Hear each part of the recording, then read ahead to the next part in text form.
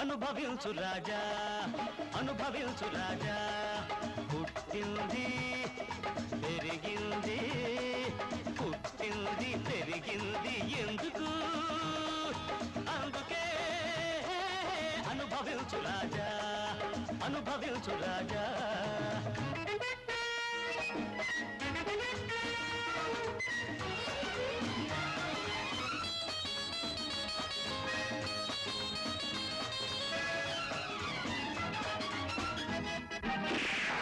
మనం హో అంటే కొండలే